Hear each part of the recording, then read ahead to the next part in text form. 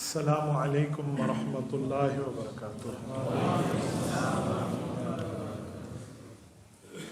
ان الحمد للہ نحمده ونستعینه ونستغفره ونعوذ باللہ من شرور انفسنا ومن سیئات اعمالنا، من يهده الله فلا مضل له ومن يضلله فلا هادي له۔ قال الله تبارك وتعالى في كلامه المجيد والفرقان الحميد: أعوذ بالله من الشيطان الرجيم، بسم الله الرحمن الرحيم، الذي يؤتي ماله يتزكى وما لأحد عنده من نعمة تجزى إلا ابتغاء وجه ربه الأعلى ولسوف يرضى۔ عن ام المؤمنین عائشة الصدیقہ رضی اللہ تعالی عنہا قالت: قال رسول اللہ صلی اللہ علیہ وسلم: لو كنت متخذا خلیلا لاتخذت ابا بکر خلیلا۔ رواہ الامام الہمام البخاری فی صحیحہ۔ صدق اللہ العظیم وبلغنا رسولہ النبی الامی الکریم، ونحن على ذلك لمن الشاہدین والشاکرین، والحمد للہ رب العالمین۔ معزز دوستو، آج 14 جنوری 2023 بروز ہفتہ ہے، اور آپ اور ہم یہاں مرکز اہل سنت والجماعت جامعہ تعلیم الاسلام حنفیہ بلکسر ضلع چکوال میں حضرت مولانا مخلص عبداللہ دامت برکاتہم العالیہ کی دعوت پرخلوص پر جمع ہے۔ ہمارے محترم بزرگ جناب ظفر صاحب، اللہ تعالیٰ ان کی قبر پہ کروڑوں اربوں رحمتیں نازل فرمائے، ان کے ایصال ثواب کو بھی ہم مد نظر رکھتے ہوئے اپنا کہنا اور آپ حضرات کا سننا انشاءاللہ وہاں ایصال بھی کریں گے۔ مزید دعا کریں اللہ پاک ان کی قبر کو جنت کا باغ بنائے، اللہ پاک ان کے آخرت کے منازل مزید اچھے سے اچھے فرما دے۔ میرے دوستو، حضرت ابوبکر صدیق رضی اللہ تعالی عنہ کا کل آئندہ دن یوم وفات ہے، اور حضرت ابوبکر صدیق کے انتقال کو 1431 سال پورے ہو رہے ہیں، کیونکہ 22 جمادی الثانی سن 13 ہجری کو حضرت ابوبکر صدیق رضی اللہ تعالیٰ عنہ کا انتقال ہے، اور آج 21 جمادی الثانی سن 1444 ہجری ہے۔ 44 سے اگر 13 ہم نکال لیں تو پیچھے 31 بنتے ہیں، تو 1431 سال وفات ابوبکر کو پورے ہو رہے ہیں۔ حضرت ابوبکر صدیق رضی اللہ تعالیٰ عنہ کی شخصیت کے حوالے سے میں 2-4 باتیں آپ کی خدمت میں عرض کرتا ہوں۔ میرے دوستو، حضرت ابوبکر وہ ہیں جن کی نگرانی اللہ نے بھی کی ہے، اور انہی کی نگرانی رسول اللہ صلی اللہ علیہ وسلم نے بھی کی ہے۔ اللہ تعالیٰ نے ان کی نگرانی کیسے کی ہے، اور رسالت مآب علیہ الصلوۃ والسلام ان کی نگرانی کیسے فرمایا کرتے تھے، میں اس پر 2 بنیادی باتیں آپ کی خدمت میں عرض کرتا ہوں۔ حضرت ابوبکر صدیق وہ ہیں جنہوں نے حالت جاہلیت میں کلمہ پڑھنے سے پہلے بھی کبھی بت کے سامنے سجدہ نہیں کیا۔ حضرت رسول اللہ صلی اللہ علیہ وسلم کا معاملہ بھی یہی ہے کہ حضور اقدس صلی اللہ علیہ وسلم نے بھی کبھی بت کے سامنے سجدہ نہیں کیا۔ حضرت ابوبکر صدیق نے بھی حالت جاہلیت میں کبھی شراب نہیں پی، حالانکہ اس وقت شراب پینا کوئی اللہ کی طرف سے حرام بھی نہیں ہوا تھا۔ شراب پینے کے حرمت کے احکام تو اسلام نازل ہونے کے کئی سال بعد نازل ہوئے ہیں۔ تو جب حالت جاہلیت تھی، دور جاہلیت کا مطلب حضور پاک کے اعلان نبوت سے پہلے کا دور، اس دور میں بھی ابوبکر نے کبھی شراب نہیں پی، حضور پاک علیہ الصلوۃ والسلام نے بھی نہیں پی۔ تو اللہ تعالیٰ نے گویا ابوبکر کی ایک خصوصی حفاظت کی ہے۔ اسی پر میں آپ کی خدمت میں ایک واقعہ پیش کرنے لگا ہوں۔ یہ حدیث تقریری ہے۔ حدیث تقریری اس حدیث کو کہتے ہیں جو کوئی شخص رسالت مآب علیہ السلام کے سامنے بات کر دے اور حضور پاک علیہ السلام اس پر منع نہ فرمائیں، اس پر خاموش ہو جائیں، وہ حدیث تقریری ہوتی ہے۔ ایک حدیث قولی ہے، حضور خود ارشاد فرمائیں، حدیث فعلی ہے، حضور کام کر دیں، حدیث تقریری پیغمبر کے سامنے کام کیا جائے اور رسالت مآب اس پر راضی ہوں۔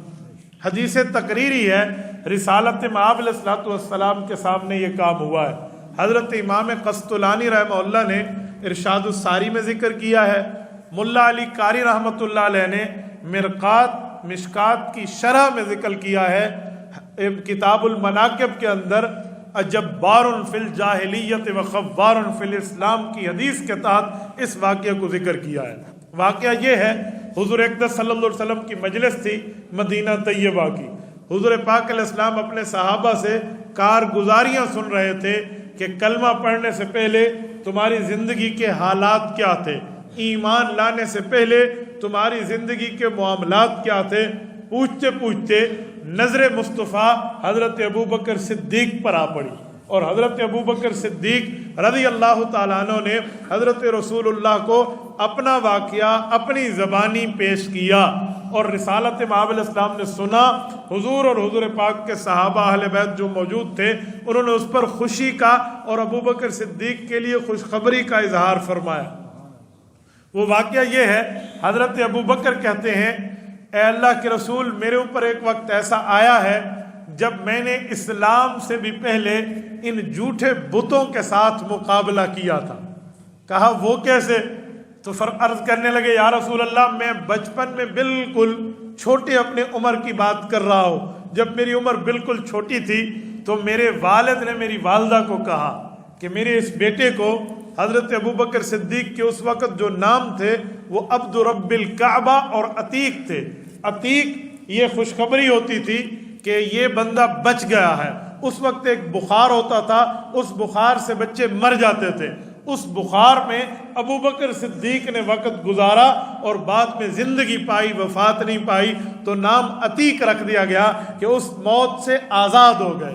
بعد میں اس نام کو حضور پاک نے پسند فرمایا اور یوں فرمایا کہ ابوبکر، صرف موت سے تو نہیں بچا بلکہ انت عتیق من النار، جہنم کی آگ سے بھی اللہ نے تجھے بچایا۔ حضرت ابوبکر کے جو والد ہیں، حضرت ابوبکر کے والد کا نام ہے عثمان بن عامر۔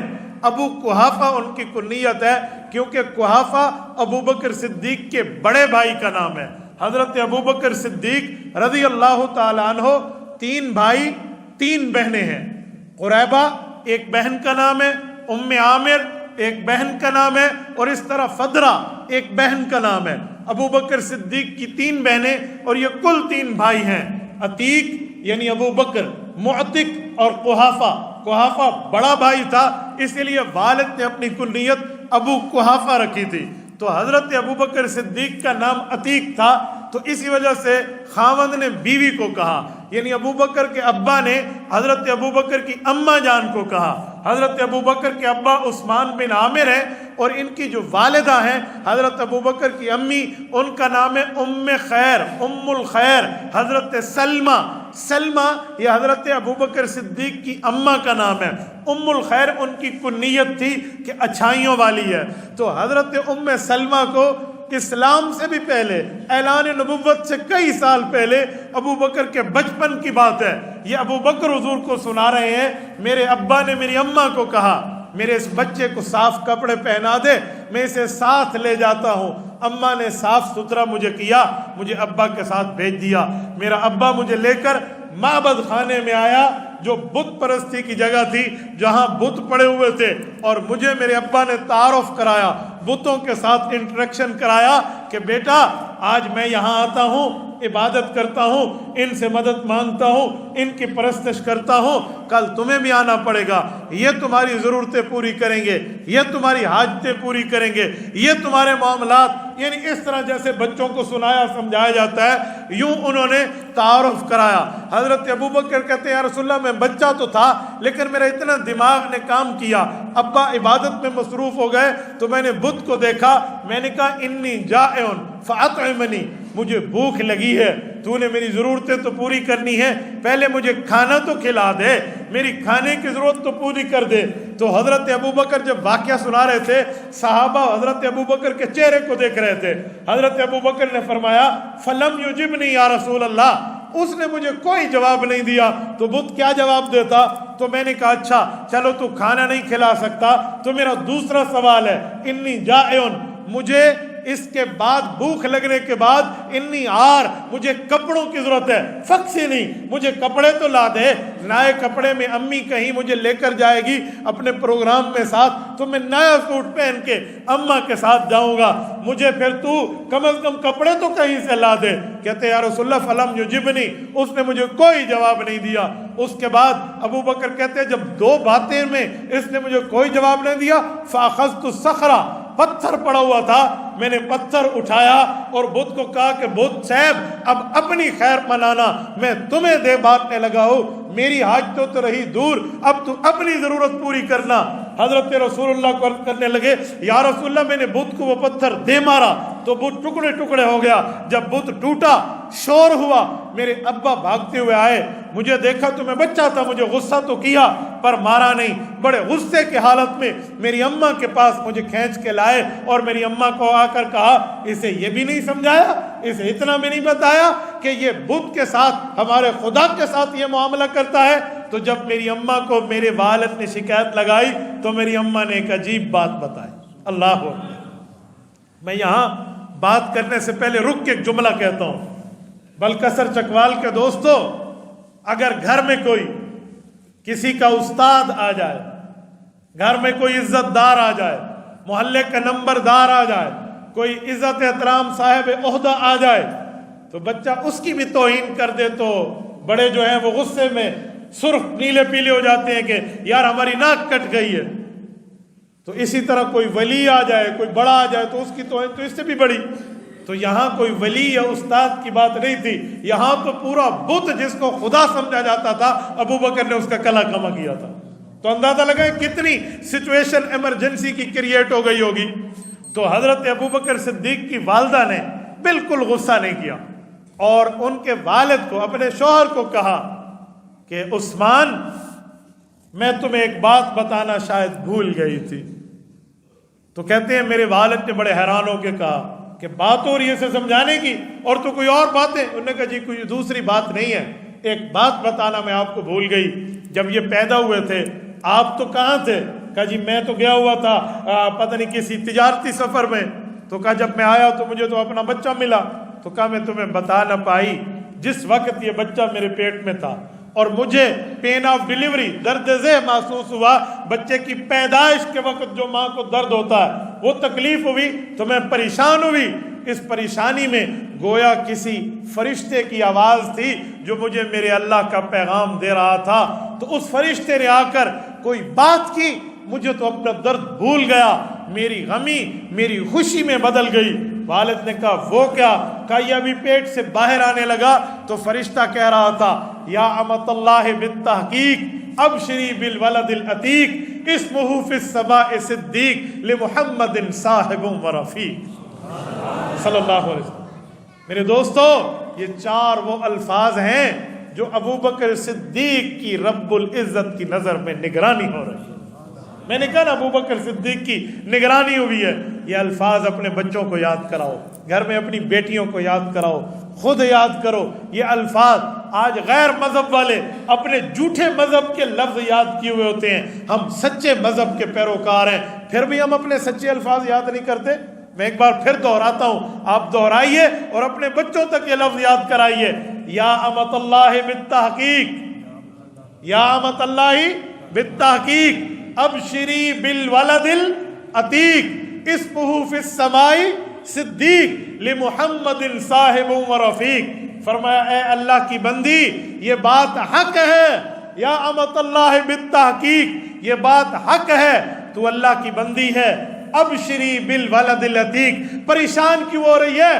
تجھے تیرا خالق و مالک تیرا رب خوشخبری دے رہا ہے، تجھے بچہ ملے گا جہنم سے آزاد ملے گا۔ اسمہ فی السماء صدیق، لوگوں کا تعارف زمین پہ ہوتا ہے، تیرے اس خوش قسمت بیٹے کا تعارف आसमानों पर भी हो चुका होगा। आसमान के फरिश्ते इसको पहचानेंगे, इस्मुहु फिस समाए सिद्दीक, और फरिश्ते इसे कहेंगे ये सिद्दीक है, सिद्दीक है। ले मुहम्मदिन सल्लल्लाहु अलैहि वसल्लम साहिबु व रफीक, जो मोहम्मद सल्लल्लाहु अलैहि वसल्लम आएंगे अल्लाह ताला इसको उसका सहाबी भी बनाएगा, उसका दोस्त भी बनाएगा।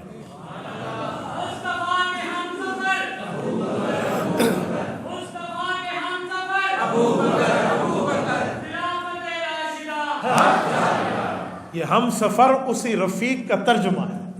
ये हम सफर ये उसी लफ्ज रफीक का तर्जुमा है जो पैदाइश अबू बकर के वक्त इसकी वालदा को खुशखबरी रब्बे कायनात की तरफ से जुबान फरिश्ते के जरिए मिल रही। और मेरे दोस्तों, हदीस पाक में आता है कि आसमान के फरिश्ते अबू बकर को जानते थे। एक मौका रिसालत मआब अलैहिस्सलाम के पास हजरत अबू बकर आए, हजरत जिब्राइल आए, और हजरत अबू बकर करीब बैठे थे, या कोई मुनाजात कर रहे थे या दुआ कर रहे थे साथ ही। तो जिब्राइल ने रिसालत मआब को कहा, ये अबू बकर सिद्दीक है ना, हम आसमान में इसके तज़किरे करते हैं, जमीन में इसको जानने वाले कम हैं, आसमान को अबू बकर सिद्दीक के तारुफ से रब ने भर दिया। मेरे दोस्तों, आप हैरान हो कि जिब्राइल आए और वो इससे अपने तारुफ को बताता फिरे कि ये अबू बकर है, ये अबू बकर है। कितना बड़ा मकाम और दर्जा हजरत अबू बकर सिद्दीक का है। मैं तर्जुमा कर चुका हूँ, मैं एक बार फिर लफ्ज दोहराए देता हूँ ताकि हमें ये याद हो जाए। आप मेरे साथ पढ़िए, या अमतल्लाहि बित्तहकीक, बोलिए बोलिए, या अमतल्लाहि बित्तहकीक, या अमतल्लाहि बित्तहकीक, अबशिरी बिल वलदिल अतीक, अबशिरी बिल वलदिल, बोलिए बोलिए, इस पे शर्म की बात नहीं, अपने मजहब की बातें, बुनियादी बातें अपने घर में बच्चों को याद कराइए। अबशिरी बिल वलदिल अतीक, बोलिए, अबशिरी बिल वलदिल अतीक, इस्मुहु फिस समाए सिद्दीक, इस्मुहु फिस समाए सिद्दीक, लि मुहम्मदिन साहिबुम व रफीक, लि मुहम्मदिन साहिबुम व रफीक। ऐ अल्लाह की बंदी, ये बात हक है, तुझे वो बच्चा मिल रहा जो जहन्नम से आजाद करता है, और इसका तारुफ आसमान में सिद्दीक के नाम से है, और ये मोहम्मद सल्लल्लाहु अलैहि वसल्लम का सहाबी और उसका दोस्त हो। ये अबू बकर सिद्दीक की वालदा ने जब अबू बकर के अब्बा को ये बात सुनाई तो कहा, इसीलिए मेरे इस बच्चे पे आप गुस्सा न हो कि इसने बुत को तोड़ दिया है, आप परेशान हो जाएं, क्या हुआ, कोई वजह होगी, इसके साथ कोई गैबी हाथ है, बड़ा होगा सारे आदाब समझ जाएगा, मेरे बच्चे को कुछ न कहे। तो वालिद खामोश हो गया। हजरत अबू बकर ने यही वाकया रिसालत मआब अलैहिस्सलाम को सुनाया, सहाबा को सुनाया, कारगुजारी में सुनाया, अपने हालात में बताया। तो पैगंबर अलैहिस्सलाम के सामने जब ये वाकया जिक्र किया गया तो मैंने कहा, एक होता है हदीस कौली जिसे हुजूर खुद फरमाएं, एक होता है हदीस फेली जिसको हुजूर पाक खुद अमल करें, और ये है हदीस तकरीरी जिसका वाकये का जिक्र हुजूर पाक के सामने हुजूर उसकी तस्दीक फरमाएं। तो मेरे दोस्तों, ये अबू बकर है। अबू बकर की हिफाजत, अबू बकर की निगरानी, अबू बकर की मुराकबत पैगंबर करीम की नहीं है, अल्लाह करीम इसकी निगरानी कर रहा है। मैं एक जुमला कहता हूं, सुनो। बचपन में जाहिलियत का वक्त है, अबू बकर उस बुत के सामने सजदा कर भी लेते। अभी तो ऐलान नबूवत नहीं था, कलमा तो बाद में पढ़ना था। क्या कलमा पढ़ने से 100 साल काफिर के गुनाह माफ हो सकते हैं? अबू बकर का काम माफ ना हो सकता? हो सकता था, लेकिन अल्लाह ने इससे भी बचाया है। क्यों? दुनिया में सिद्दीक फिर कौन होगा? सदाकत किस पे नाज करेगी, सच्चाई किस पे फखर करेगी? तो वो नबुव्वत तो नबुव्वत है, वो गुनाहों से पाक है। ये उम्मत में इतने बड़े रुतबे वाला है जिसको सिद्दीक कहा जाता है। भाई बचाया गया है, सिर्फ बचे नहीं हैं, बचाया गया है। सिर्फ रुके नहीं हैं, रुकवाया गया है। सिर्फ हटे नहीं हैं, हटाया गया है। और रब्बे करीम की तरफ से सिद्दीक अकबर को ये मकाम दिलवाया गया। मेरे दोस्तों, हजरत अबू बकर सिद्दीक रज़ियल्लाहु ताला अन्हु की निगरानी अल्लाह पाक यूं करते हैं। और मैंने कहा सिर्फ निगरानी अल्लाह नहीं करते, रिसालत मआब अलैहिस्सलाम ने भी حضرت ابو بکر صدیق رضی اللہ تعالیٰ عنہ کی نگرانی فرمائی ہے، بلکہ اس کے رتبے سے، اس کے مرتبے سے، اس کے درجے سے، ابو بکر کی حیثیت سے، ابو بکر کی ویلیو سے امت کو روشناس کرایا ہے، امت کو بتایا ہے۔ آپ کہیں گے کیسے؟ میں آپ کی خدمت میں حدیث پاک پڑھنے لگا ہوں۔ امام ابو بکر ابن عاصم الشیبانی رحمہ اللہ اپنی حدیث پاک کی کتاب السنہ میں حدیث پاک لائے ہیں، جلد نمبر 2 صفحہ 578، کتاب السنہ حدیث نمبر 4221 ہے۔ حضرت ابو درداء رضی اللہ تعالیٰ عنہ راوی ہیں۔ حضرت ابو درداء فرماتے ہیں اللہ کے رسول موجود تھے، صحابہ کرام موجود تھے، ابو بکر رضی اللہ عنہ موجود تھے، ہم ایک جگہ جانے کے لیے یوں پیدل واک میں چل رہے تھے۔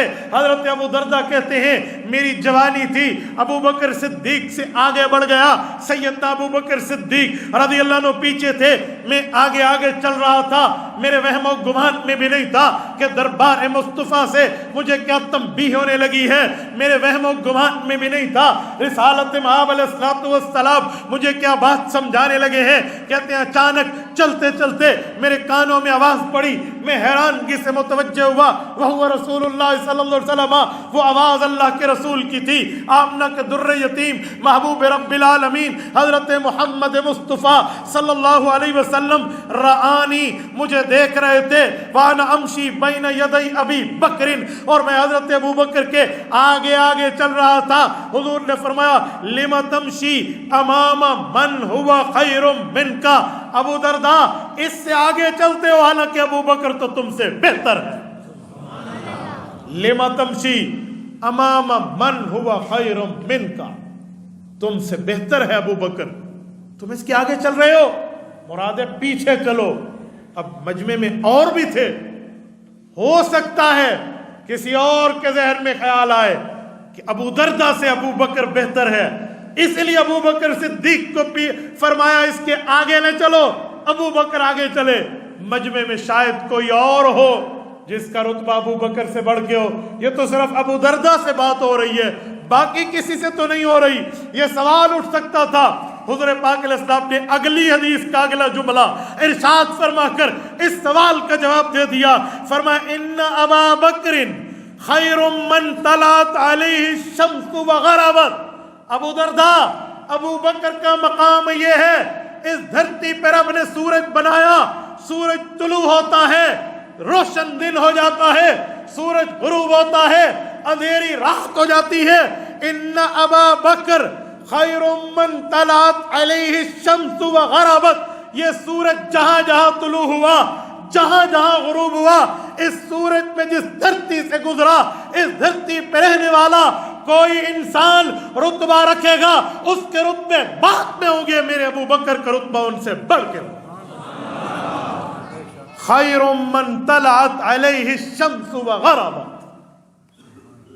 خیر اس میں تفضیل ہے عربی زبان میں، انگلش میں کہتے ہیں سپرلیٹو ڈگری ورڈ، اس سے بڑا لفظ نہیں۔ خیر پوری دھرتی پر، یعنی امت مسلمہ کی بات ہو رہی ہے، ابو بکر ہر اس شخص سے بہتر ہے جس پر سورج طلوع ہوا ہے اور سورج غروب ہوا۔ میرے دوستو، اسی بنیاد پہ ایک جملہ کہا جاتا ہے افضل البشر بعد الانبیاء، یہ اس حدیث پاک سے نکلا ہوا جملہ ہے۔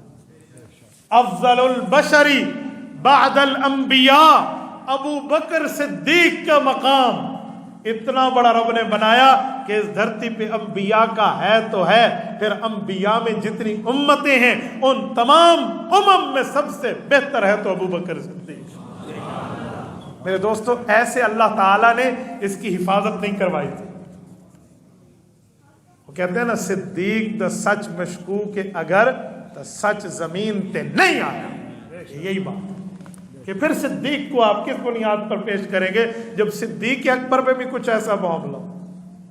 میرے دوستو، یوں نہیں ہے، یہ ابو بکر ہے جس کے لیے رسالت مآب علیہ الصلوۃ والسلام اس کے رتبے کی نگرانی اس طرز پہ فرما رہے ہیں کہ حضرت ابو درداء رضی اللہ تعالیٰ عنہ جیسی عظیم ترین شخصیت جو محدث وقت ہے، حضرت ابو درداء کا بہت بڑا مقام ہے، آپ حدیث کی کتابیں چلو اور چھوڑیے عربی، اردو کتاب اٹھا لیں، شیخ الحدیث مولانا زکریا کاندھلوی رحمۃ اللہ علیہ کی فضائل اعمال اٹھا لیں، اردو کی حدیث پاک کی کتاب ہے، حضرت ابو درداء سے رسالت امام علیہ الصلوۃ والسلام کے کتنے فرمان اس میں نقل ہیں۔ تو اتنا بڑا محدث صحابی ہے، اس کو حضور پاک نے اس کی ذاتی بات نہیں بتائی کہ تم سے بھی افضل ہے، پھر اس کے بعد اس دھرتی پہ کسی کے ذہن میں کوئی سوال آ سکتا تھا تو اس کا جواب بھی دیا کہ جس جس شخص پہ سورج غروب ہوا یا سورج طلوع ہوا ان سب سے ابو بکر صدیق افضل ہے۔ میرے دوستو، یہ ابو بکر صدیق کے رتبے کی نگرانی رسول اللہ صلی اللہ علیہ وسلم بھی کر۔ شروع میں اسی لیے میں نے کہا ابو بکر وہ ہے جو اللہ کی نظر میں بھی اور رسول اللہ کی نظر میں بھی، آپ میری نظر میں ہو، آپ میری نگرانی میں ہو، بہت بڑی بات ہوتی ہے، بہت بڑا مقام ہوتا ہے۔ اس طرح کہ تم میری نگرانی میں ہو، اللہ کسی کو کہہ دے یہ رتبہ نبی کا ہے، یہ رتبہ نبی کا ہے۔ انی ارا انی معکما اسمع و ارا، حضرت موسیٰ علیہ السلام، حضرت ہارون علیہ السلام، ان دونوں کو رب نے فرمایا انی معکما، میں تمہارے ساتھ ہوں، اسمع و ارا، دیکھ رہا ہوں، سن رہا ہوں تمہارے ساتھ، تم جاؤ فرعون سے پاس جا کر دعوت اسلام پیش کرو۔ تو نبی کو یہ بات کہی گئی، ابو بکر کو یہ لفظ کہے نہیں گئے، لیکن ابو بکر کے ساتھ کیونکہ نبی نہیں ہے امتی ہے، اس لیے کام وہی کیا گیا ہے، لیکن نبوت کا رتبہ اوپر رکھا گیا ہے، صداقت کا رتبہ بعد میں رکھا ہے۔ کام وہی ہے، ترتیب وہی ہے، لیکن نبوت اور صداقت کا فرق دیا گیا۔ میرے دوستو، صرف یہی نہیں ہے، اس سے بھی آگے ایک جملہ کہوں، حضرت سیدنا علی المرتضیٰ، حضرت حیدر کرار رضی اللہ تعالی عنہ نے ایک مرتبہ جامع مسجد کوفہ میں خطبہ دیا، اور اس خطبے کو حضرت علی المرتضیٰ نے جس ممبر پہ بیٹھ کے حدیث پاک کو بیان کیا، حضرت امام احمد ابن حنبل رحمہ اللہ امت کے چوتھے بڑے امام ہیں، ایک مرتبہ یہ بھی اسی مسجد میں موجود تھے، جامع مسجد کوفہ کے اندر، اور اسی ممبر کے پاس بیٹھے تھے۔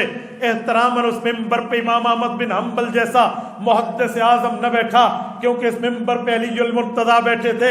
اس ممبر کے قریب ٹھہر کے اللہ کے کلام کو حاضر کر کے اور مسجد میں ٹھہر کر ایک جملہ ارشاد فرمایا۔ فضائل الصحابہ کی حدیث ہے، جلد نمبر 1 ہے، صفحہ 553 ہے، 484 نمبر کی حدیث ہے۔ حضرت علی المرتضیٰ رضی اللہ تعالیٰ عنہ کی روایت امام احمد بن حنبل بیان کرتے ہیں، کہتے ہیں خطبنا علی رضی اللہ عنہ علی ھذا المنبر فحمد اللہ وثنى علیہ وذکرہ ما شاء اللہ ان یذکرہ فقال ان خیر الناس بعد رسول اللہ صلی اللہ علیہ وسلم ابو بکر۔ حضرت امام احمد بن حنبل فرماتے ہیں حضرت علی المرتضیٰ کے شاگردوں نے بتایا، جامع مسجد کوفہ تھی، یہی ممبر تھا، اس ممبر پہ بیٹھ کے حضرت علی المرتضیٰ خطبہ ارشاد فرما رہے تھے۔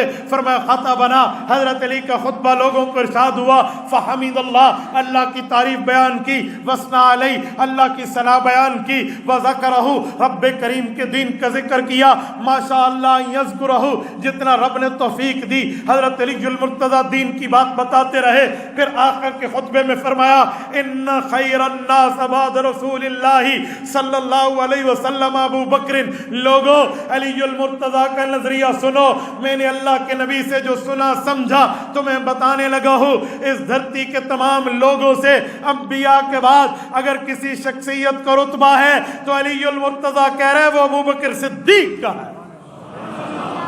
یہ سیدنا علی المرتضیٰ کمرے میں نہیں کہہ رہے، کمرے کی بات نہیں ہے، کسی دوست سے ملتے ہوئے گفتگو نہیں ہے، نجی محفل کی بات نہیں ہے، کسی کے کان میں یہ بات ارشاد نہیں فرمائی، برسر منبر فرمایا ہے، خطبہ ارشاد فرمایا ہے۔ خطبے میں عقیدے کا اظہار ہوتا ہے، نظریے کا اظہار ہوتا ہے، موقف بتایا جاتا ہے، بیانیہ سنایا جاتا ہے، اوپینین شو کیا جاتا ہے، اپنے نظریے کو حجت اور دلیل و برہان کے ذریعے واضح کیا جاتا ہے۔ حضرت علی المرتضیٰ نے دلائل پیش کیے، توحید بتائی، سنت بتائی، حمد و ثنا بیان کی، اور اس کے بعد اپنا عقیدہ دیا کہ خیر الناس ہے، تمام دنیا کے لوگوں سے بہتر انبیاء کے بعد ہے تو ابو بکر۔ میرے دوستو، حضرت ابو بکر صدیق کا یہ مقام اور مرتبہ حضور پاک علیہ الصلوۃ والسلام نے واشگاف الفاظ میں دنیا کو سمجھایا تھا۔ اور میرے دوستو، سیدنا ابو بکر صدیق رضی اللہ تعالیٰ عنہ کی قبر پر اب کروڑوں اربوں رحمتیں نازل فرمائے۔ میں ایک حدیث پاک آپ کی خدمت میں صحیح روایت کتاب الشریعہ سے حضرت امام آجوری رحمہ اللہ کی واسطے سے پیش کرنے لگا ہوں، توجہ رکھنا۔ لیکن اس روایت سے پہلے ایک جملہ کہتا ہوں، میرے دوستو، آپ اور ہم نے حدیث سنی ہے، پیغمبر کریم نے مجموعتاً یعنی سب صحابہ کو اکٹھے بھی جنت کی خوشخبری دی ہے، اکیلے اکیلے فردن طور پر بھی حضور پاک نے مختلف صحابہ کو جنت کی خوشخبری دی ہے۔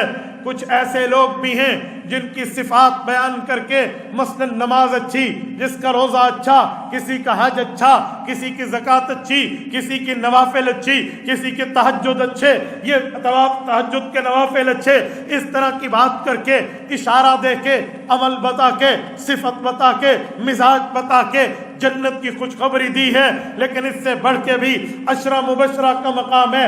عشرہ مبشرہ پیغمبر کریم کے وہ 10 صحابہ ہیں جن کو ایک ہی محفل میں اکٹھی جنت کی خوشخبری ملی ہے۔ حضرت ابو بکر ہیں، حضرت عمر ہیں، حضرت عثمان ہیں، حضرت علی ہیں، حضرت طلحہ ہیں، حضرت زبیر ہیں، حضرت سعید ہیں، حضرت سعد ہیں، عبد الرحمن بن عوف ہیں، ابو عبیدہ بن جراح ہیں۔ یہ پیغمبر کریم علیہ التحیۃ والتسلیم کے وہ 10 صحابہ عشرہ مبشرہ ہیں جنہیں ایک ہی محفل میں جنت کی خوشخبری بائی نیم الاٹ ہوئی ہے۔ ابو بکر فی الجنہ، عمر فی الجنہ، عثمان فی الجنہ، علی فی الجنہ، ایک ایک صحابی کا نام لے کے پیغمبر کریم علیہ التحیۃ والتسلیم نے جنت کی خوشخبری دی ہے۔ یہ سارے موقع ہیں، لیکن ایک زندگی کا موقع ایسا ہے جہاں صرف جنت کی خوشخبری کی بات نہیں ہے، جہاں صرف جنت کے انعام کی بات نہیں ہے، جہاں صرف جنت کے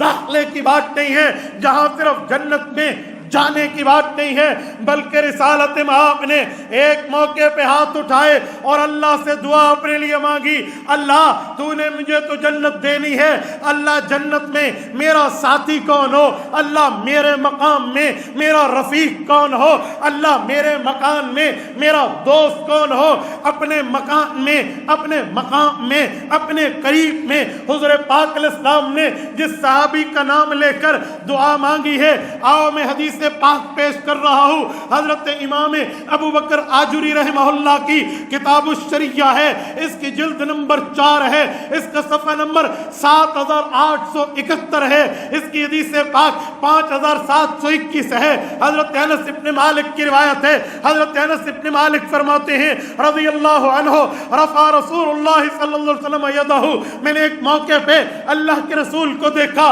حضور پاک علیہ السلام نے دعا کے لیے ہاتھ بلند کیے ہوئے ہیں اور زبان نبوی سے دعائے نبوی جاری ہے، اللہ کی دربار میں اپنی آخرت، اپنی جنت، قیامت کی بات میں، جنت کے درجات و مقامات اور رتبات کے بارے میں حضور پاک دعا فرما رہے ہیں۔ دعا فرماتے فرماتے پیغمبر کی زبان سے یہ دعا کے لفظ نکلے، اللہم اجعل ابا بکر معی فی درجتی یوم القیامہ، میرے مولا جنت میں جو مجھے درجہ ملنا، جنت میں جو مجھے مرتبہ ملنا، جنت میں جو مجھے مقام ملنا، اللہ اس مقام میں بھی میرا ساتھی ابو بکر ہو۔ میرے دوستو، یہ واحد موقع ہے جہاں جنت کی صرف خوشخبری کی بات نہیں ہے، بلکہ جنت میں اپنے ساتھ بتائے ہوئے لمحات کی آرزو ہے۔ اللہ وہاں بھی میرا ساتھی یہ ہو۔ میں پرسوں میسج میں ایک ظالم کی بات آئی، مجھے کسی نے سوال لکھ کے بھیجا کہ وہ کہتے ہیں تم یار غار ابو بکر صدیق کو کہتے ہو، ابو بکر صدیق تو حضور کے ساتھ ہجرت میں نہیں گئے تھے۔ یقین مانے اس کی اس بکواس پر مجھے ہنسی آئی۔ میں نے کہا ظالم، تو حضور پاک علیہ الصلوۃ والسلام کے غار کے یار کو کھینچنا چاہتا ہے، پیغمبر تو جنت میں بھی ابو بکر کو ساتھ لینے کی دعائیں کر رہا ہے۔ اے ظالمو، حیا کر، خدا کی قسم، قبر آنی ہے، آخرت آنی ہے، مر جانا ہے، اکیلے قبر میں جانا ہے۔ یہ اکڑ، یہ تکبر اور یہ ریاکاریاں ساتھ نہیں جانی۔ کیوں جھوٹ بولتے ہو ابو بکر صدیق کی ذات پہ؟ اپنی قبر خراب کرنے کے لیے اور کام کم تھے کہ ایک یہ مل گیا؟ حیرانگی کی بات ہے. ابو بکر اگر یار غار نہیں ہے، دنیا میں مثل ہی مشہور ہو گئی ہے. کوئی کسی کا اچھا دوست ہو نا اور ہر وقت اس کے قریب ہو تو لوگ مثال دینے کے لیے کہتے ہیں یہ تو اس کا یار غار ہے. اور خدا کے بندے تو جتنا مرضی ہے زور لگائے، ابو بکر یار غار بھی ہے، یار مزار بھی ہے، وہ جنت میں بھی مصطفیٰ کا یار. کوئی لاکھ روٹھے ہزار بگڑے غضب میں آئے یا دل ملائے، کسی کے روکے حق کا پیغام کب رکا تھا جو اب رکے. میں اس موقع پہ ایک جملہ کہتا ہوں. حضرت مولانا ادریس کاندھلوی رحمہ اللہ بہت بڑا نام کہہ رہا ہو، دارالعلوم دیوبند کے شیخ التفسیر ہیں. مولانا ادریس کاندھلوی رحمہ اللہ کی معارف القرآن کاندھلوی موجود ہے. جامعہ اشرفیہ لاہور میں شیخ الحدیث رہے، ایک واسطے سے میرے بخاری کے شیخ بنتے ہیں.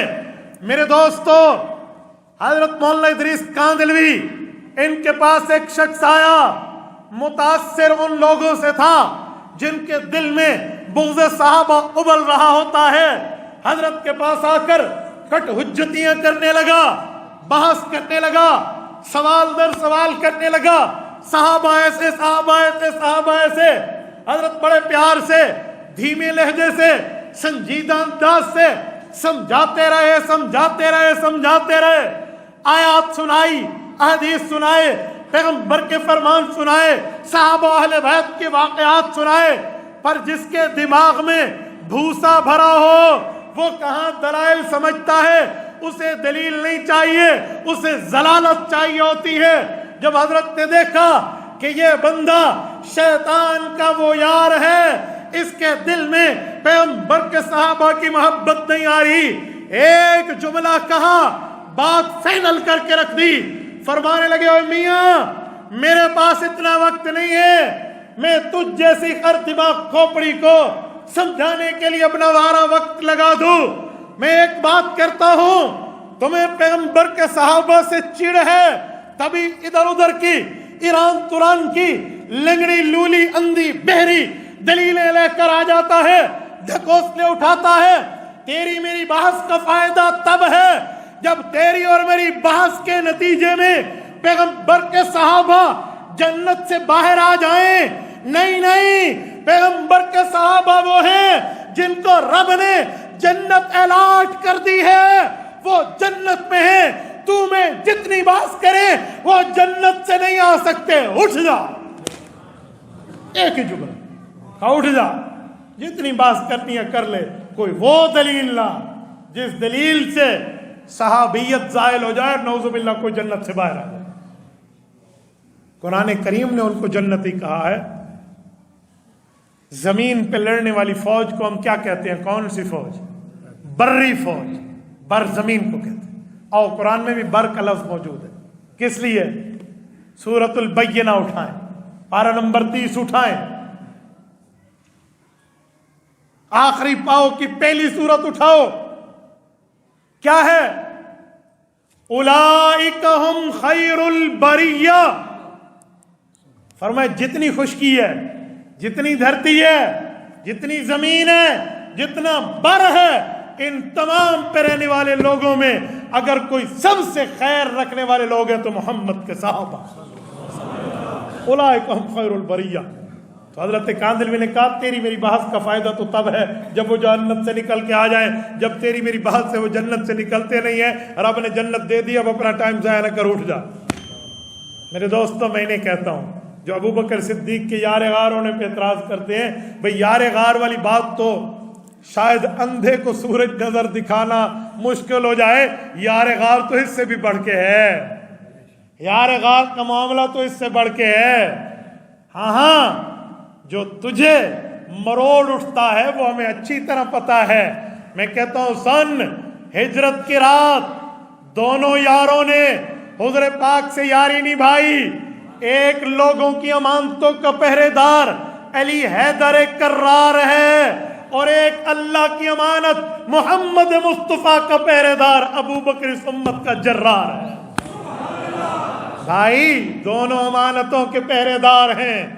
لوگوں کی امانتیں علی المرتضیٰ نے حوالے کر کے پیغمبر کے پاس مدینہ جانا ہے اور اللہ کی امانت کی حفاظت کر کے ابو بکر نے مدینہ پہنچانا. یہ رتبہ بلند ملا جس کو بھی مل گیا. ہر مدعی کے واسطے دار و رسن کہاں. تو رسالت میں آپ نے دعا کی. حضرت انس کہتے ہیں اللہم اجعل ابا بکر معی فی درجتی یوم القیامہ. مولا میرے ابو بکر کی یاری کو جنت کے درجے میں بھی ہمیں اکٹھے برقرار رکھنا. جب حضور پاک نے یہ دعا کی آگے کیا ہوا؟ حدیث یہاں ختم نہیں ہوتی. کتاب الشریعہ میں اگلی روایت کے لفظ بھی موجود ہے. حضرت امام آجری رحمہ اللہ فرماتے ہیں, حضرت انس فرماتے ہیں جب دعا پوری ہوئی میں اس انتظار میں بیٹھ گیا اس دعا کی قبولیت کا جواب کیا آتا ہے. رب کریم اس دعا کی قبولیت کے بارے میں جو ارشاد فرمائیں گے تو رسالت مآب ہمیں بتائیں گے. کہتے ہیں بتانا تو بعد میں, رسالت مآب نے دعا کی اس کے بعد جواب آیا, چہرہ نبوی گلاب کے پھولوں کی طرح کھل گیا. حضور پاک نے فرمایا فَأَوْحَى إِلَيْهِ إِنِّي قَدْ اسْتَجَبْتُ لَكَ. اللہ نے حضور پاک کے دل پر یہ بات نازل فرمائی, محمد کریم علیہ التحیۃ والتسلیم, آپ کا کام مانگنا تھا, ہم نے قبول کر کے ابو بکر آپ کی جنت کا ساتھی بنا دیا. میرے دوستو یہ حدیث پاک ہے.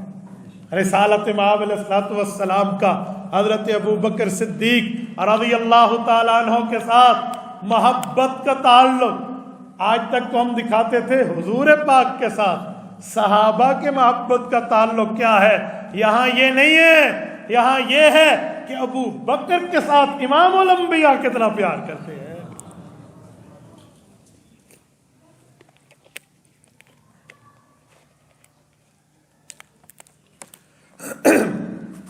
میرے دوستو اسی بنیاد پر محدثین نے لکھا ہے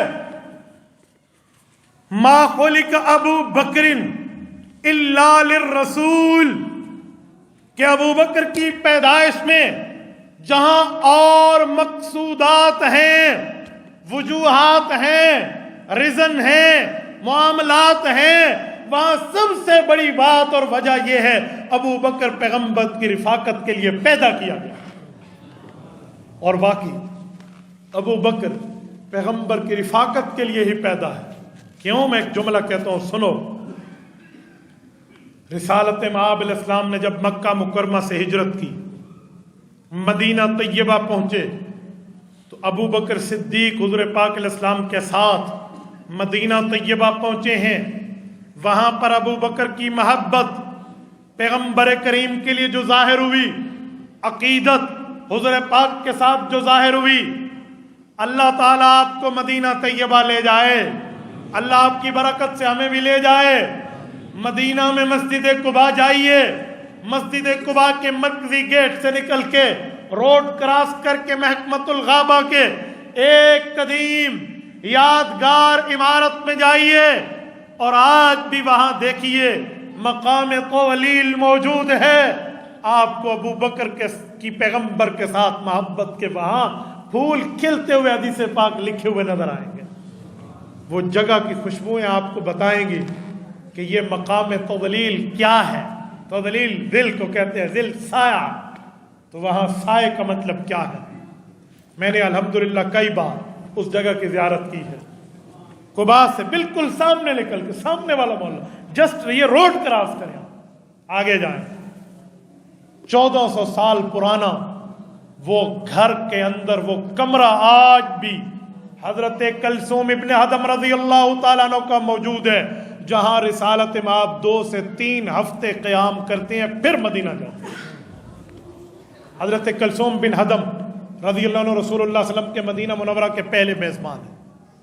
قباء کی مسجد جس جگہ تعمیر ہے, جس کو قرآن تقوی کی بنیاد پہ پہلی مسجد کہتا ہے, وہ مسجد حضرت کلثوم بن حدم رضی اللہ تعالیٰ عنہ کی اس جگہ پہ بنی ہوئی ہے جو انہوں نے کھجور سکانے کے لیے, چھوارے بنانے کے لیے جگہ لی ہوئی تھی.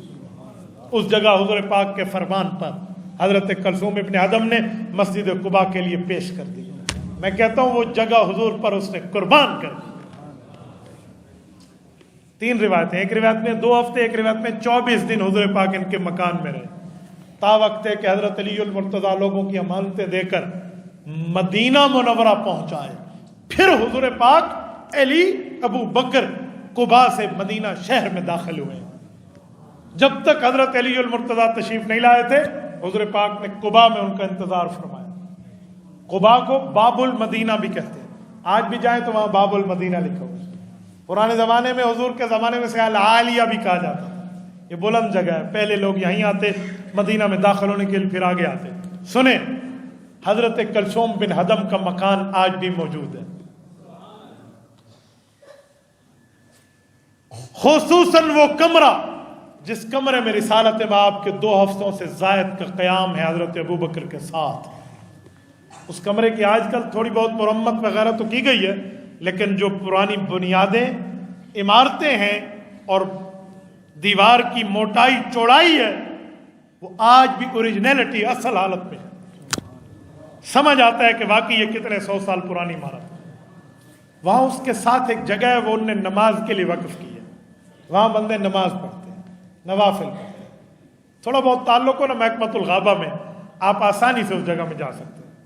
شاید آج کل سنا ہے کہ وہ ٹورزم کے لیے بھی کھول رہے ہیں. وہ بڑا پیارا مقام ہے. وہاں پر یوں ہوا، حضرت ابو بکر صدیق اور حضور پاک ہیں، جب ان کا قیام یہاں لمبا ہوا تو مدینہ طیبہ کے لوگ یہیں آ گئے تاکہ اللہ کے رسول کو جو ہم نے پہلے دعوت دی تھی مدینہ آنے کی، ایک بار پھر اس دعوت کو کنفرم کریں. تو یہ لوگ آئے. تو جو لوگ آئے تھے نا ان میں کچھ نئے لوگ بھی تھے. اللہ کو جب میں واقعہ پڑھتا ہوں میرے رونگٹے کھڑے ہو جاتے ہیں. وہ آئے اور آ کر حضور پاک علیہ السلام کو بھی ملے، حضرت ابو بکر کو بھی ملے. حضرت ابو بکر صدیق کہتے ہیں جب 10واں 8واں بندہ ملنے لگا نا تو مجھے یہ شک پڑا کہ یہ لوگ حضور پاک کو چہرے مبارک سے نہیں جانتے، بائی فیس انٹروڈکشن نہیں ہے ان کا چہرے مبارک کا. یہ مجھے نبی سمجھ رہے ہیں اور مجھے مصافحہ کرتے ہوئے یہ محمد صلی اللہ علیہ وسلم کو مان کر رہے ہیں. آیا ایسا کیا کام کروں جو کام بھی کروں اور لوگوں کو سمجھ آ جائے کہ میں غلام ہوں، آقا یہ ہے، میں غلام ہوں، آقا یہ ہے. تو حضرت ابو بکر صدیق رضی اللہ تعالیٰ عنہ نے وہاں پر کیا کیا، اٹھ کے کھڑے ہوئے اور جو چادر اپنے کندھے پہ تھی، محمد چادر دکھانا بیٹا، یہ لے، یہ چادر ہے نا، چادر، یہ چادر حضرت ابو بکر نے اپنی چادر اتاری اور اس طرح حضور پاک کے سر مبارک پہ کی تاکہ حضور پاک کو سایہ لگے، حضور پاک دھوپ پہ نہ بیٹھے. سایہ بھی مل گیا اور لوگوں کو تعارف بھی ہو گیا یہ ابو بکر ہے، وہ رسول اللہ. سائے کو عربی میں تذلیل کہتے ہیں، ظل، سائے کی جگہ. وہ سائے کی جگہ آج بھی موجود ہے، مقام تذلیل. اندازہ لگاؤ ابو بکر صدیق رضی اللہ تعالیٰ عنہ نے کس طرح دماغ کو کام میں لایا ہے. حضور کی حفاظت بھی ہو گئی اور رتبہ بھی ظاہر ہو گیا اور رسالت مآب علیہ السلام کی خدمت بھی ابو بکر نے کر لی. اور ابو بکر نے اپنے دماغ کو صرف ایک موقع پہ حضور کے لیے استعمال نہیں کیا، کئی مواقع ہیں. مکہ مکرمہ آئیے، مکہ مکرمہ میں مسغوطہ کے ساتھ وہاں پر ایک پہاڑی ہے، پرانے زمانے میں اس کو جبل ہادی کہتے تھے. آج کل وہاں نفق، ٹنل، سرنگ بنی ہوئی، یہ بھی ہادی ہے. نفق ہادی بھی پرانے لوگوں سے کہتے تھے. ہادی کا کیا معنی؟ ہادی تو کہتے ہیں جو راستہ دکھائے، گائیڈ ہو. کیا مطلب؟ کہتے ہیں حضرت ابو بکر اور رسول اللہ جب ہجرت کر کے آ رہے تھے اس وقت رات کی تاریکی کا عالم تھا. پیغمبر کریم کے سر اقدس پہ 100 اونٹ کا انعام لگ چکا تھا. ابو بکر صدیق کے سر پر بھی 100 اونٹ کا انعام لگ چکا تھا. ابو بکر بڑی حفاظت سے رسالت مآب کو لے کر آ رہے تھے. اسی راستے میں ایک شخص ملا ابو بکر صدیق کو. وہ ابو بکر کو تو جانتا تھا کہ ابو بکر بزنس مین آدمی تھے، کاروباری آدمی تھے، ہر ایرے غیرے سے ان کا تعلق تھا، باہر تک لوگ ان کو جانتے تھے. لیکن وہ شخص حضور پاک سے تعارف نہیں رکھتا تھا.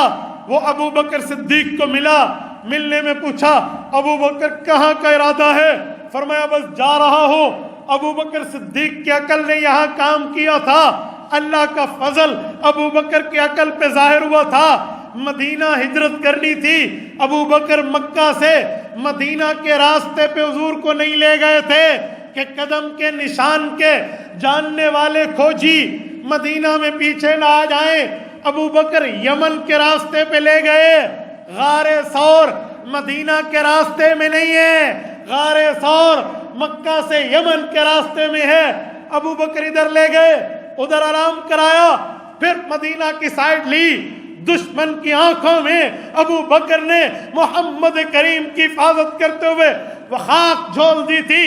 اسی راستے میں شخص ملا, اس نے ابو بکر سے کہا کہاں؟ کہا بس جا رہا ہوں. نہیں بتایا.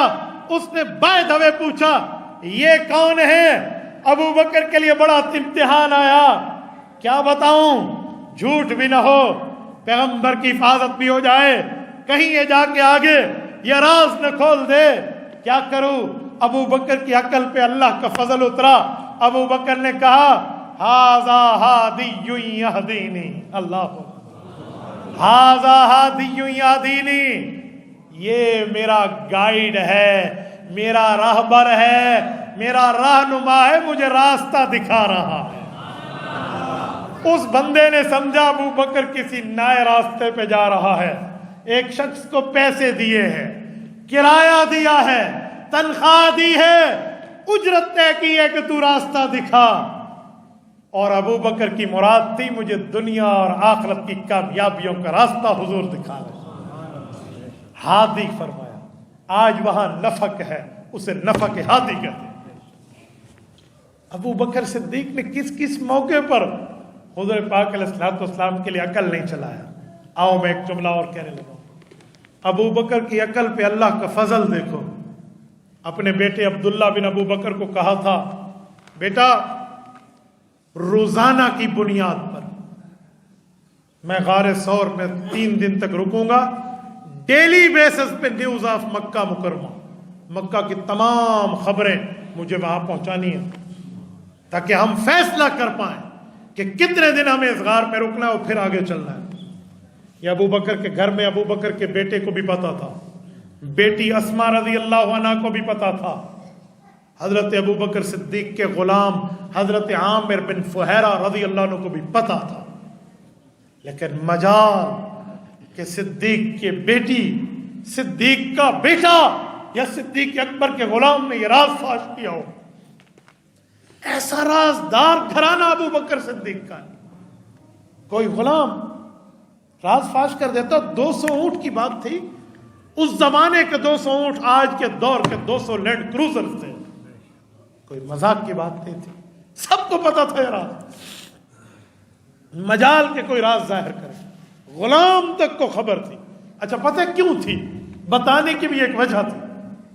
بیٹے کو کہا تھا بیٹا روزانہ کی خبریں دینا, اور غلام کو کہا تھا بکریاں چراتے ہوئے آنا, مختلف جگہوں پہ رکتے رکتے ثور کے اس غار سے بھی جانا, ہمیں بکریوں کا تازہ دودھ روزانہ چاہیے ہو. اور پھر عقل پہ اللہ کا فضل دیکھے. اللہ ہو ابو بکر تیرے کیا کہنے ہیں؟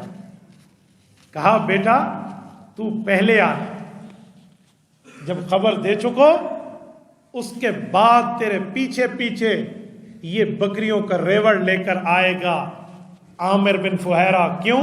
تیرے قدموں کے نشان بکریوں کے قدموں کے نشان سے مٹتے چلے جائیں. آج وزارت دفاع میں ایک آفس ہوتا ہے سیکریسی کا. میں کہتا ہوں یہ سیکریسیاں کیا ہیں جو سیکریسی ابو بکر کے دماغ نے بیٹھ کے سکوٹی لیول پہ کریٹ کی. اور پھر ظالم آئے, حضرت اسما کے پاس آئے تھے.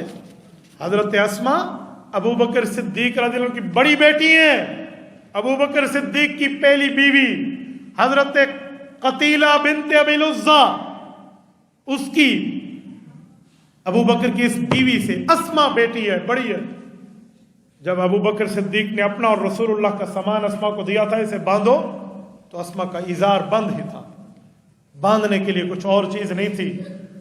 حضرت ابو بکر کی بیٹی نے ازار بند کو کھولا اور اسے لمبائی میں 2 ٹکڑے کیا. ایک سے اپنی عزت کی حفاظت کی، ایک سے والد الرسول اللہ کے سامان کی حفاظت کی۔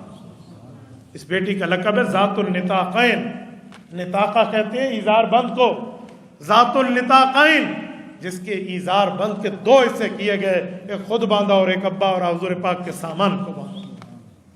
ان لوگوں نے یوں زندگی حضور پہ لگائی ہے، کوئی اس پہ تبرہ کر کے اپنے لیے جہنم کا اعلان کرائے گا؟ اس خاندان نے، اور پھر مذاق کی بات نہیں، میں اگلا جملہ کہتا ہوں سنیں، وہ بندے متوجہ ہوں جن کے گھر میں ان کی جوان بیٹیاں بیٹھی ہیں، جن کے سینے میں باپ والا دل ہے۔ ابو جہل آیا، حضرت اسماء سے پوچھا تیرا باپ کہاں گیا؟ نہیں بتایا حضرت اسماء نے، کہاں گیا، کس جگہ گیا، کوئی کلو دے، کہاں ہے تیرا ابا؟ کہا چلا گیا۔ کہا کہاں گیا؟ کہا جہاں جانا تھا۔ کہا کہاں جانا تھا؟ کہا کہاں جہاں چلا گیا، نہیں بتا۔ اس ظالم نے تھپڑ مارا۔ حضرت اسماء جوان بیٹی ہے، 27 سال اماں عائشہ سے عمر میں بڑی ہے، وہ بیٹی تھپڑ برداشت کر گئی، حضور کے راز کو نہیں کھولا۔ مجھے ایمان سے بتاؤ، یہ وہ وقت ہے جب ابو بکر کا ابا ابو بکر کے مخالف ہے، اور ابو بکر کا ابا یہ سمجھتا ہے۔ ایک روایت میں آپ کو پڑھ کے دکھا دوں، ایک موقع پہ حضرت ابو بکر گزرے تو ان کے والد اپنے دوستوں کو کہنے لگے، یہ مکہ کے فیصلہ کرنے والے بندے تھے، اپنے دوستوں کہنے لگے حضور پاک کا نام لے کر، کہا اس نے میرے اس نوجوان بیٹے کو مجھ سے دور کر دیا، اپنی ترتیب پہ لے گیا۔ یعنی اس کے والد اتنے مخالف تھے شروع میں۔ تو مجھے بتائیں جب جوان پوتی کے چہرے پہ تھپڑ لگے تو اس دادے کی بات مزید مضبوط نہیں ہو جائے گی کہ کن کاموں میں آ گیا ابو بکر تو؟ لیکن ابو بکر مجال کے پیچھے ہٹے۔ ہاں، حضرت ابو بکر صدیق رضی اللہ عنہ سب کچھ برداشت کیا ہے، صرف عزت مصطفیٰ کو بچا گیا۔ اور آج ابو جہل، مکہ مکرمہ میں جاؤ تو صحیح، اس کے گھر میں لیٹرینیں بنی ہوئی، سارے آدمی اٹھتے واش روم نے، ابو جہل کے نام پہ لعنتیں برستی ہیں، ابو بکر آج بھی سلامیاں پیش ہو۔ آپ اور تو چھوڑیں، بدر چلے جائیں، جنگ بدر جہاں ہوئی ہے 140 سے 160 کلومیٹر ہے مدینہ طیبہ سے۔ بدر میں ایک مسجد عریش ہے، اس کے ساتھ رسول اللہ کے صحابہ کی قبریں، 14 شہداء بدر کے نام وہاں لکھے ہوئے موجود ہیں۔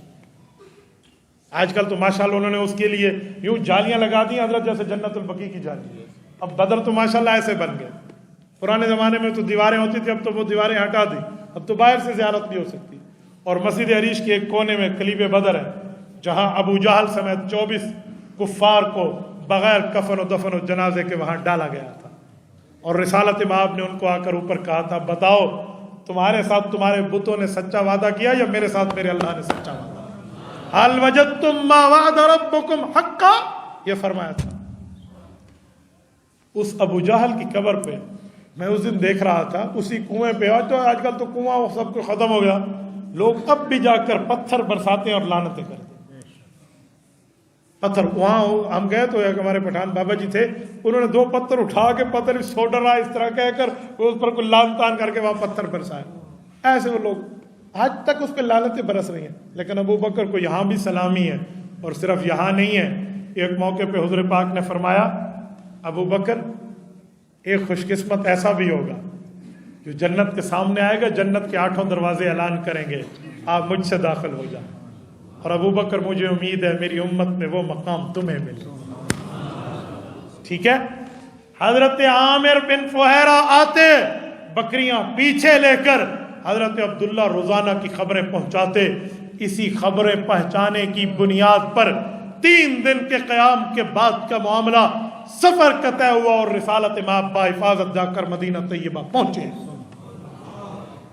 یہ ابو بکر کی عقل نے ایک ایک موقع پہ کام کیا، ایک ایک موقع پہ۔ میں نے کہا ابو بکر کی عقل پہ اللہ کا فضل ہے، ایک ایک موقع پہ۔ تبھی فرمایا ما خلق ابو بکر الا لرسول اللہ صلی اللہ علیہ وسلم، کہ ابو بکر پیدا ہوا ہے تو حضور پاک علیہ الصلوۃ والسلام کی خدمت کے لیے پیدا ہوا۔ میرے دوستو، اس جیسے عظیم صحابی رسول کا دنیا سے جانا، اور آج ہم یہاں بیٹھ کے ان کی یاد کو تازہ کرتے ہوئے میں ایک جملہ کہنے لگا ہوں، صرف یہاں تک بس نہیں ہے کہ مرد باہر کمائے اور بیوی کو جا کر پیسے دے، مسلمان مرد پہ یہ بھی لازم ہے کہ وہ جو دین کی بات، اچھی بھلائی اور خیر کی بات سنے، اپنے گھر جا کر بتائے، اپنے بچوں کو بتائے، اپنی بچیوں کو بتائے، اپنے گھر والوں کو بتائے۔ آج ہمیں چاہیے ہم اپنی اولادوں کو سمجھائیں، بتائیں۔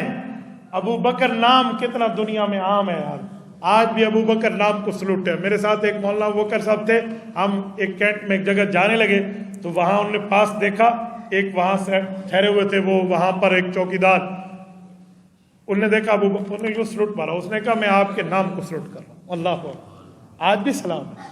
تو میرے دوستو، ابو بکر نام رکھیں تو بچوں کو بتائیں، کوئی راستے میں جاتے ہوئے ابو بکر ملے تو بتاؤ کہ ابو بکر اس کا نام کیوں رکھا، ابو بکر کون تھا، ابو بکر کا کیا کردار تھا، ابو بکر کا مقام کیا تھا، ابو بکر کی شان کیا تھی۔ میرے دوستو، میں پورے بیان کا خلاصہ سمری پیش کرتے ہوئے ایک ہی جملہ کہتا ہوں، اگر یہ سوال ہو جائے تو اس سوال کا کیا جواب ہوگا؟ سوال یہ ہے کہ امت محمدیہ میں آج تک وہ کون سا مبارک و خوش قسمت فرد ہے جو آج تک حضور پاک کے جسمانی طور پہ بھی قریب تر ہے؟ بتائیں کون ہے؟ ابو بکر ہے، جو آج بھی روضہ نبوی میں آرام فرما۔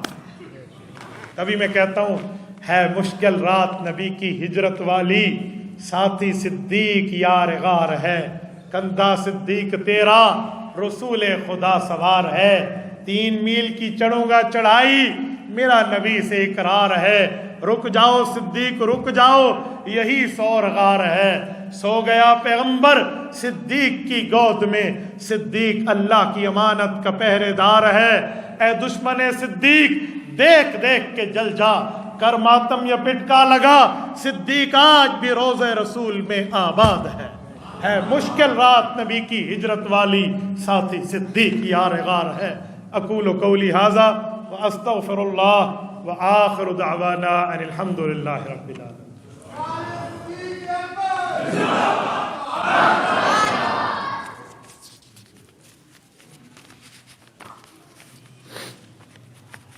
مفتی صاحب، صحابہ اور اہل بیت میں کیا فرق ہے، اور صحابہ کرام کے اور اہل بیت کے فضائل سنیے۔